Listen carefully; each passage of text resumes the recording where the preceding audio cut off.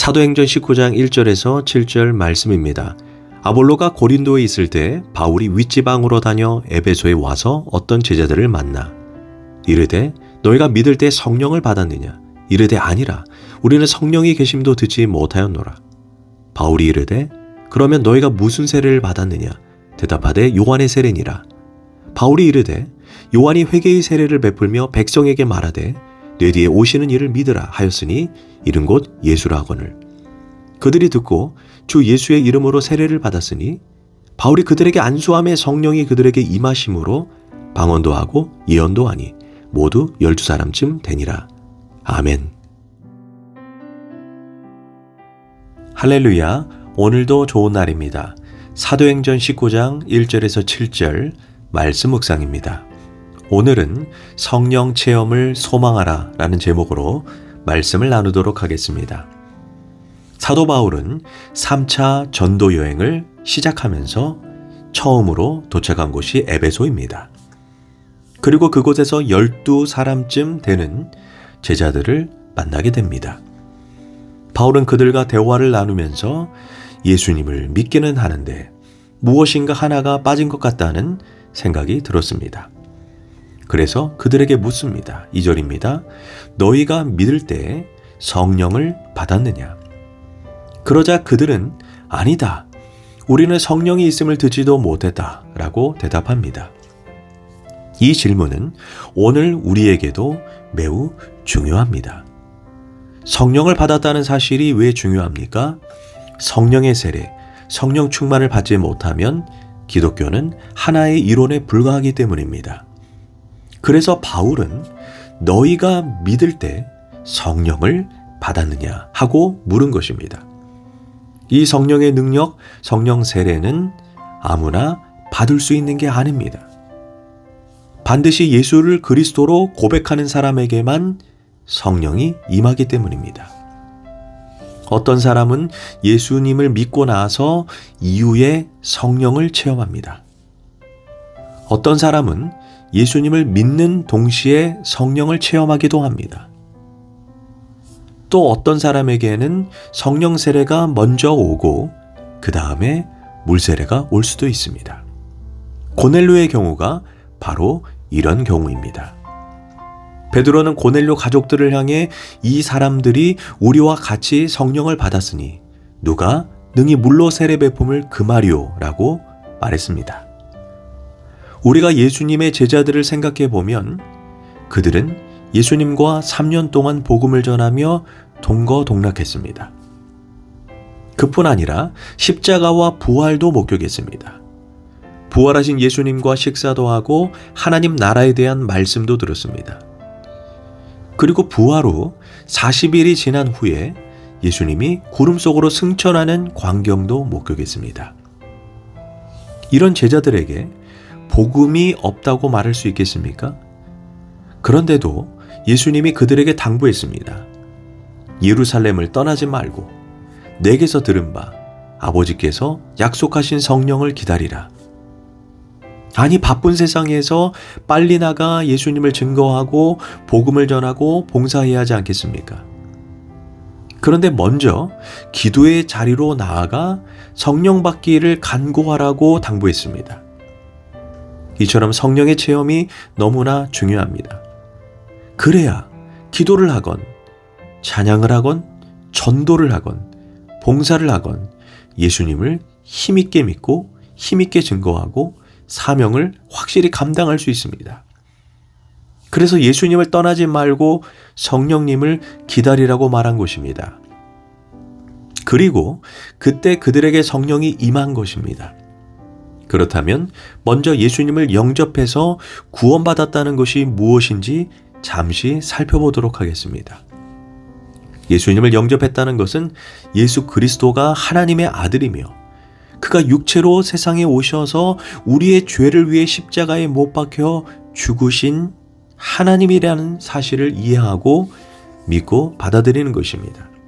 영접하는 자 곧 그 이름을 믿는 자들에게는 하나님의 자녀가 되는 권세를 주셨으니 라고 했습니다. 그렇다면 구원받았다는 것이 무엇일까요? 첫째, 신분의 변화입니다. 마귀의 자녀에서 하나님의 자녀로 세상 사람에서 하나님의 백성으로 신분이 바뀌는 것입니다. 둘째는 위치의 변화입니다. 흑암의 권세에서 건져내사 그의 사랑의 아들의 나라로 옮기셨으니 눈에 보이지 않는 세계에서 우리가 거듭날 때 지옥 백성에서 천국 백성으로 종의 위치에서 예수님의 친구의 위치로 바뀌게 됩니다. 셋째, 본질의 변화입니다. 우리는 본질상 진노의 자식이었는데 이제는 의롭다 하심을 얻은 의의 자녀가 되었습니다. 넷째, 법적 지위의 변화입니다. 우리가 예수님을 구주로 믿을 때 양자의 영을 받게 되어 하나님의 양자가 됩니다. 이제 우리는 예수님과 함께 천국의 유업을 받는 공동 상속자가 되었습니다. 이것이 구원의 정의입니다.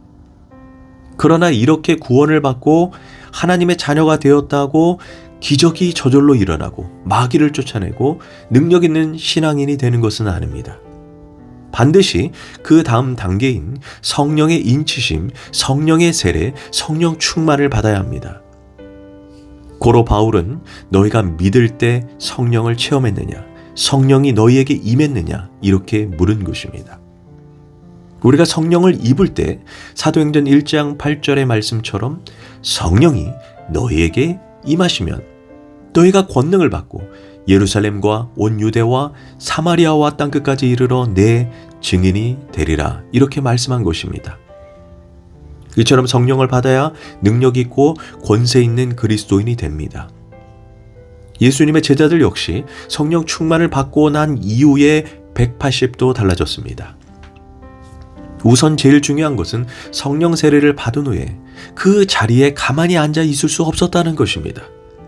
성령 받은 사람은 복음을 전하지 않고는 견딜 수가 없습니다. 그래서 뛰쳐나가는 것입니다. 저는 가끔 이런 생각을 합니다. 선교사가 오죽했으면 뛰어나갔을까? 그렇습니다. 그냥 있을 수 없는 것입니다. 너무나 감격스럽고 가슴 벅찬 일이고 배에서 생수의 강이 터져나오는데 어떻게 가만히 있을 수 있겠습니까? 성령 받은 사람은 복음을 전하든지 봉사를 하든지 헌신을 하든지 하여간 가만히 있지 못합니다. 사실 자기가 성령 받았는지 안 받았는지는 기도해 보면 압니다. 성령 받지 않은 사람은 5분도 채 기도하지 못합니다. 그러나 성령 받은 사람은 가만히 앉아서 기도할 수가 없습니다. 춤이 막 추어집니다. 그게 맞습니다. 하나님의 성령이 내 위에 부어졌는데 어떻게 흥분하지 않고 점잖게 예수님을 믿을 수 있겠습니까? 사람들은 새 차를 사고도 흥분합니다. 그러나 예수를 믿고서는 흥분하지 않습니다. 이게 문제입니다. 영혼이 병들었기 때문입니다. 성령 받은 사람은 찬송을 부르는 것을 보아도 알 수 있습니다. 감격이 있고 기쁨이 있고 능력이 있습니다. 성령 받은 사람은 기도해도 시간 가는지 모릅니다. 성령 충만한 사람은 굉장히 그 사람 자체가 매력이 있습니다. 그 사람 주변에 사람들이 모입니다. 또한 성령 받은 사람은 기도도 권세가 있습니다. 기적과 능력이 생활 곳곳에서 드러납니다. 반면 성령 충만하지 않은 사람은 주변의 사람들을 다 내쫓습니다. 봉사에도 짜증이 가득하고 말을 해도 신경질적이고 불평불만이 가득합니다. 말도 함부로 합니다. 모든 그리스도인이 다 그렇다고 할 수는 없지만 성령을 받았느냐가 중요합니다. 바울이 너희가 믿을 때 성령을 받았느냐라고 묻자 사람들은 우리는 예수도 알고 세례 요한도 알지만 당신이 말하는 성령은 잘 모르겠다 이렇게 대답했습니다. 이에 바울이 예수님에 대해 성령에 대해 그들을 가르쳤습니다. 그러자 그들은 예수님의 이름으로 세례를 받았고 무엇보다 성령의 임재를 사모했습니다. 그런 후에 바울이 뜨거운 마음으로 에베소 교회 성도들을 안수했습니다. 6절과 7절입니다. 바울이 그들에게 안수하매 성령이 그들에게 임하심으로 방언도 하고 예언도 하니 모두 12사람쯤 되니라. 이처럼 바울이 안수함에 성령이 임했습니다. 그런데 성령이 임할 때 오순절 사건처럼 방언이 임하고 예언도 임하며 어떤 사람에게는 찬양이 터져 나왔습니다. 사실 성령이 나타나는 양상은 사람마다 다소 다를 수 있습니다. 그러나 중요한 것은 반드시 삶의 변화가 일어난다는 것입니다. 어떤 사람은 이상하게 담배가 한순간에 뚝 끊어집니다. 그렇게 좋았던 세상이 이제는 더 이상 재미가 없어집니다. 그리고 이제 사람의 영혼에 관심을 가지게 됩니다. 옛날에는 예수 믿지 않은 사람들을 보면 불쌍하다는 생각이 들지 않았습니다. 그런데 이제 성령이 임하니 불신자들이 불쌍해 보입니다. 이렇게 변해야 사람을 구원할 수 있는 것입니다. 아주 명확하고 분명한 것은 성령을 받으면 성령 받기 전과 분명히 변화가 있다는 것입니다. 베드로는 오순절 이전과 이후가 분명히 달랐습니다. 오순절 이전에는 죽기까지 주를 따르겠다고 큰 소리 쳤지만 하루도 되지 않아 그 약속을 지키지 못하고 예수님을 3번이나 부인했습니다. 그러나 오순절 이후 베드로에게 성령이 임하자 그는 완전히 다른 사람이 되었습니다. 한 번의 설교로도 3,000명, 5,000명을 회심하게 했습니다. 또한 성령이 임하자 그는 예수님 때문에 감옥에 들어가도, 아니 죽음도 이제는 더 이상 두려워하지 않았습니다. 무엇보다 성령이 임하자 영적인 통찰력이 생겨 이전에 깨닫지 못했던 말씀들이 해석되어졌습니다. 봉사를 해도, 전도를 해도, 핍박을 받아도 기쁨으로 감당할 수 있는 은혜가 생긴 것입니다. 이런 축복이 우리에게 있기를 축복합니다. 기도하겠습니다. 하나님, 우리에게 성령의 충만함을 부어 주시옵소서. 이제 구원받는 것으로 만족하는 것이 아닌 성령의 능력으로 하나님의 사명을 담대히 감당하게 하소서. 예수님의 이름으로 기도합니다. 아멘.